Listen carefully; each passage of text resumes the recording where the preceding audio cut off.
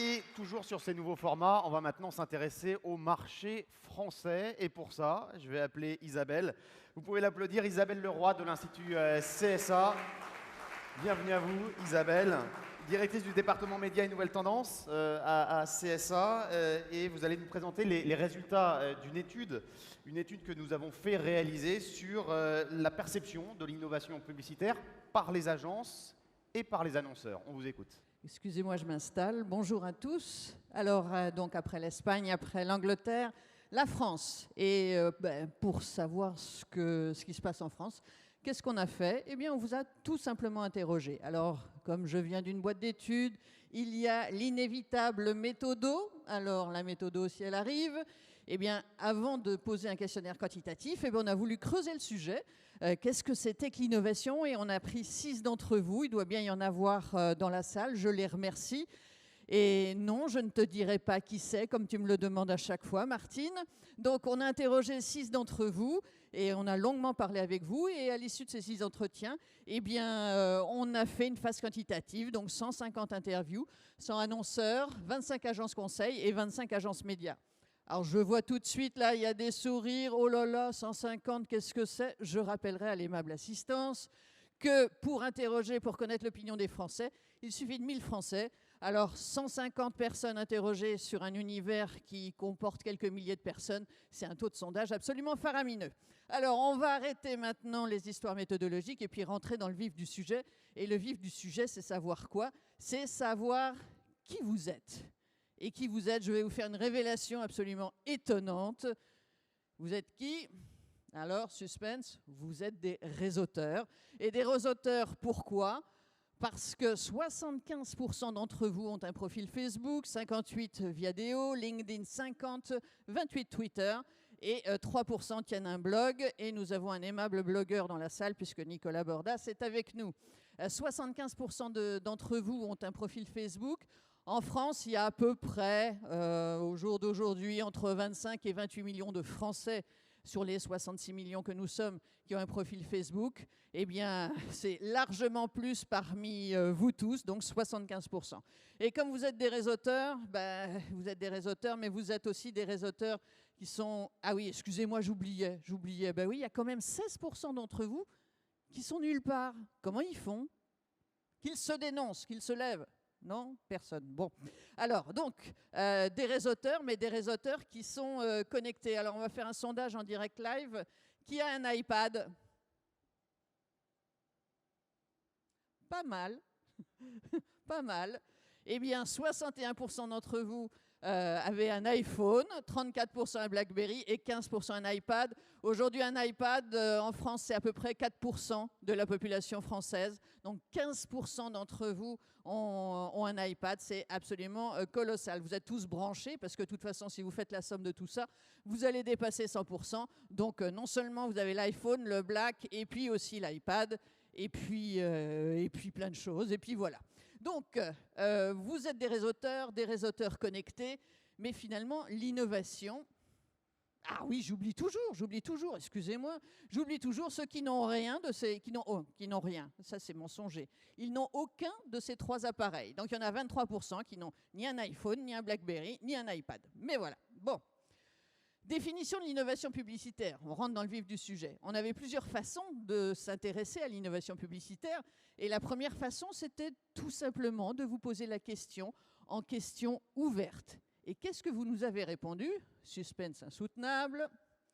Mais voilà ce qui ressort d'une question ouverte. Eh bien, vous vous exprimez le plus sur des mots comme interactivité, nouvelles technologies, réseaux sociaux, Internet, digital. Alors, il y a des petits mots qu'on voit peut-être pas bien. Tout en haut, il y a des petits mots que j'aime beaucoup. Moi, tout en haut, surprendre. Oui, évidemment, si je monte là, évidemment, je montre rien. C'est stupide, mais bon. Donc, il y a surprendre, il y a créativité à gauche qu'il faut pas oublier. Il y a décalé en bas. Mais donc, c'est quand même très branché nouvelles technologies, interactivité, réseaux sociaux. Alors, ça, c'est une définition libre, mais dans les entretiens qu'on avait eus avec 6 d'entre vous, on avait creusé le sujet, on les avait torturés sur le sujet. Et puis, la synthèse de cette torture, C'était quoi? C'était de se dire que l'innovation publicitaire pouvait être définie autour de 4 dimensions. La dimension de passer de consommateur à consommateur, la dimension de la démultiplication des médias, ce sont des choses plus classiques, et puis les notions de construction affinitaire et de densité et de consistance de marque. Alors qu'est-ce que ça veut dire tout ça? Eh bien, plutôt que de vous raconter des blagues, je préfère vous raconter ce qu'ils nous ont dit.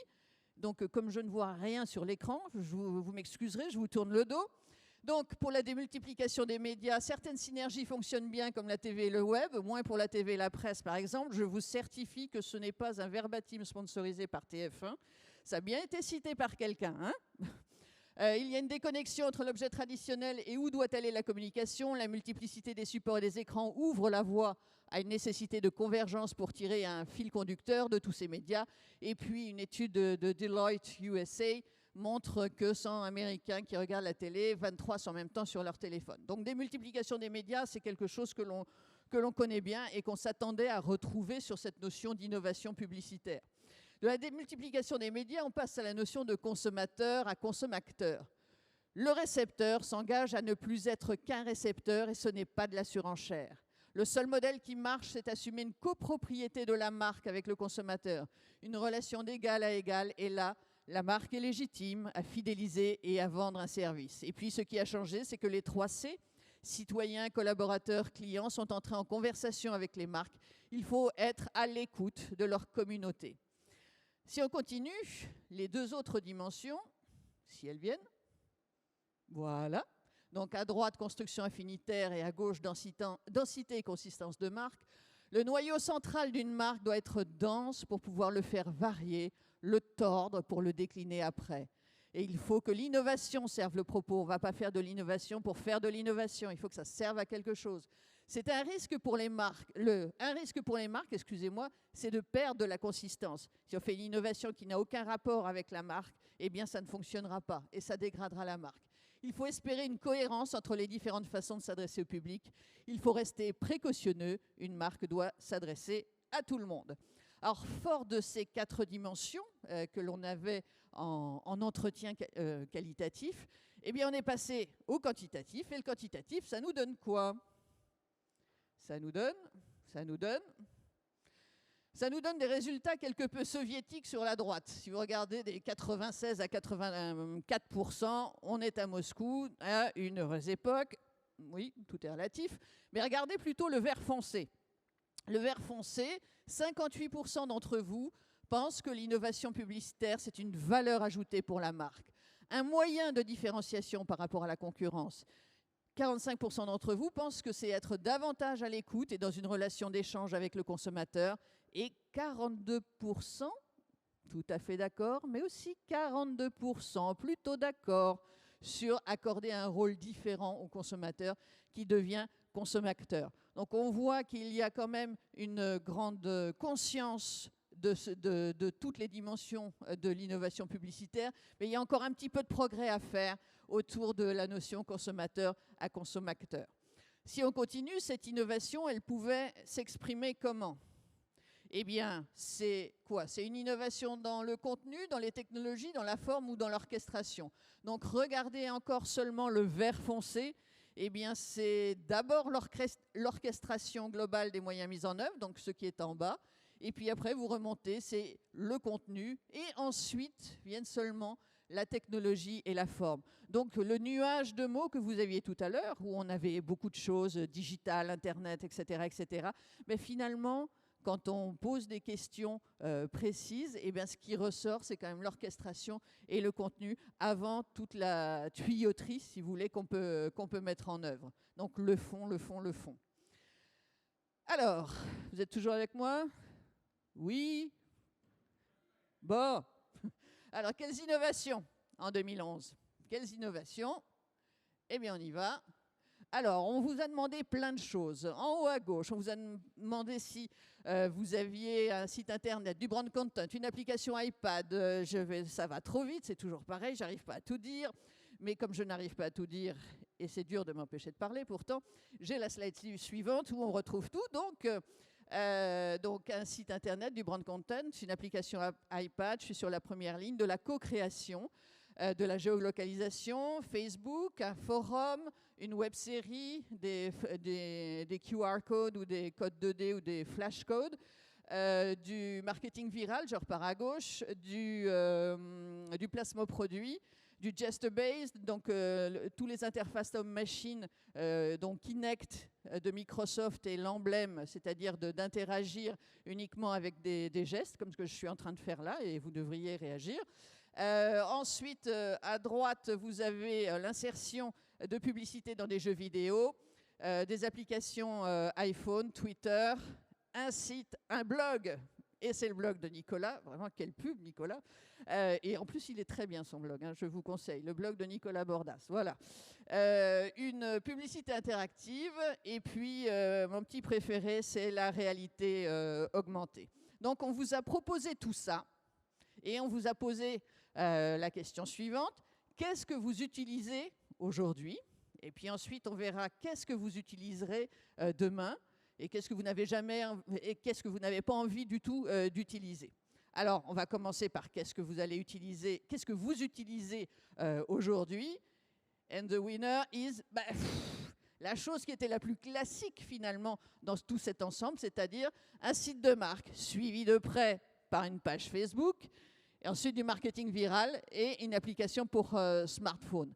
Vous voyez en bas, par contre, que les approches interagissantes, le gesture-based comme le Kinect de Microsoft ou la réalité augmentée ou la publicité interactive, ce n'est pas encore ça dans l'utilisation que les gens en font aujourd'hui. Mais malgré tout, dans toute cette liste-là, vous avez une moyenne de 7 innovations par annonceur ou agence média, excusez-moi, ou agence conseil. Et donc 96% d'entre vous utilisent au moins une innovation, et donc la différence à 100, ça veut dire qu'il y en a 4% qui n'utilisent rien de tout ça.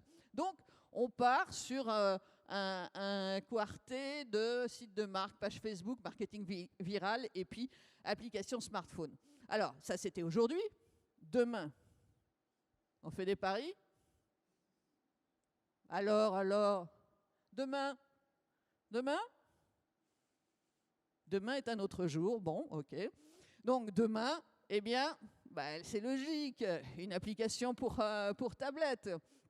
Ensuite, une publicité interactive, la géolocalisation, et puis l'application pour smartphone poursuit son petit bonhomme de chemin.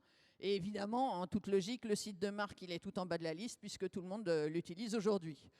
Bon, alors, on a vu le aujourd'hui. On voit demain, et demain quand même, il y a un peu plus de 4 innovations qui seront utilisées par vous, ce qui est quand même assez bien. Et donc 88% d'entre vous vont utiliser au moins une innovation. Et est-ce qu'il y a des choses que vous n'avez pas du tout envie d'utiliser? Ben oui, il y a 57% d'entre vous, vous n'envisagez pas d'utiliser des applications de réalité augmentée. Le gesture-based, 55% d'entre vous ne veulent pas, mais remarquez qu'il y en a 8% qui ne connaissent pas. Et la présence dans les jeux vidéo, 42%. En fait, ce qui est intéressant de remarquer, c'est que tout ce qui est virtuel eh bien, se retrouve en tête. Vous n'êtes pas encore prêt à aller dans ce monde plus virtuel. Alors là je me retournerai vers mes anciens camarades d'agence média ou mes clients agence conseil. Il y a du travail à faire pour aller porter la bonne parole auprès des annonceurs, pour expliquer les bénéfices de tout ceci, pour convaincre les marques de s'engager dans ces directions-là. Donc, il va falloir convaincre. Et maintenant, qu'est-ce que ça fait, l'innovation publicitaire, aux marques? Alors, ça fait du bien, j'espère, ou ça fait du mal? À votre avis. Bon. Alors, à quoi ça sert l'innovation? Eh bien, en premier, vous voyez la plus grosse barre verte, en premier, ça sert à nourrir l'image des marques. 70% d'entre vous sont sur ce registre-là, nourrir l'image de marque. Après viennent l'attachement, la préférence à la marque, créer du buzz, du earned media. On ne fera pas de référence à quelque agence média que ce soit. Et regardez le dernier, j'ai été surprise quand même que ce soit pas plus fort, que augmenter les performances commerciales, le ROI, pour l'instant. Alors c'est sûr, il y a 85% d'entre vous qui sont d'accord. mais il n'y en a que 39% qui sont tout à fait d'accord. Donc là encore, il y a du chemin à faire. Et quelle place a l'innovation dans la stratégie ? Eh bien là, par contre, ça fait extrêmement plaisir parce que pour 32% d'entre vous, c'est un élément essentiel dans la stratégie de la communication. Et pour presque la moitié d'entre vous, c'est un élément important, mais pas central, dans la stratégie de communication. Donc vraiment, l'innovation publicitaire, elle est au cœur des stratégies, elle compte dans une stratégie de marque. Donc les marques aujourd'hui ne peuvent plus s'en passer.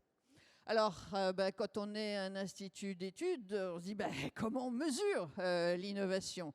Et là aussi, j'étais un peu surprise par la réponse, puisque à la question « Disposez-vous actuellement de moyens pour mesurer les effets de l'innovation publicitaire sur vos marques ?»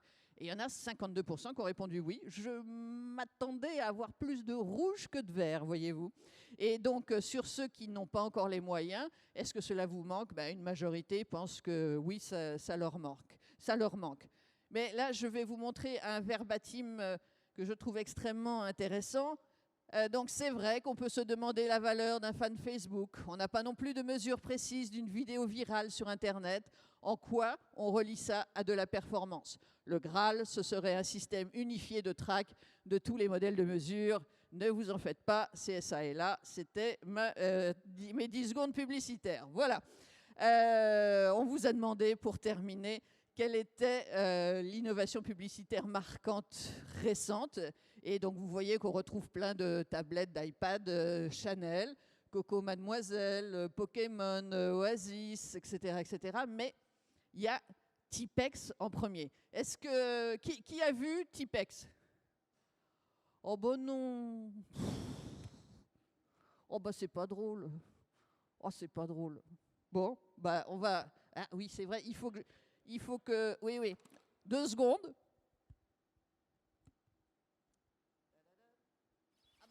Come on, Ah, mais mate. c'est déjà parti. Bon. Just tell me you hooked up with that chick the other night. I'm sure you did. I'm sure you did hook up with that Will you chick. leave it alone, please?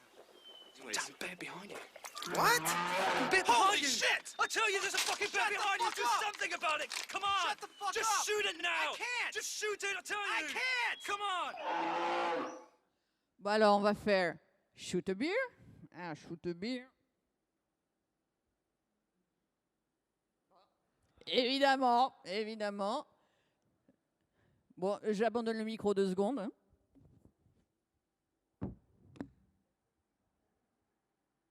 Shoot this bear. Come on. I can't! Just shoot it. Hey! I don't want to shoot this bear.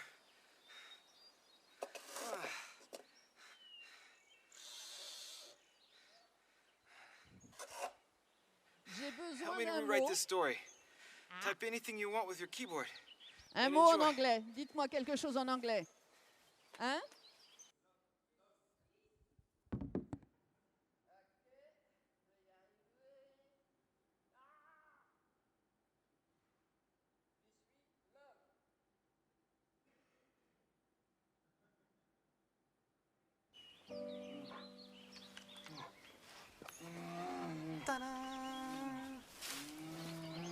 Non. Donc vous voyez l'interaction. Un autre mot? Allez, est-ce que quelqu'un ose me dire fuck?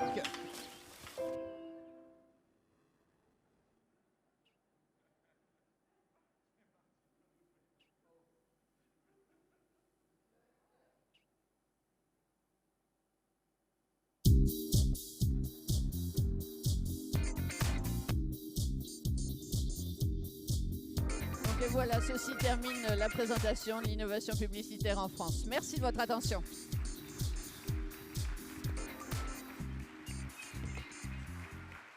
Merci beaucoup, merci Isabelle. Merci de terminer sur ces images qui resteront sans doute gravées dans notre esprit en cette matinée. Allez, on va enchaîner tout de suite avec Laurent Bliot. Viens me rejoindre Laurent, directeur général adjoint de TF1 Pub, avec lequel nous allons continuer à parler de l'innovation en matière de pub.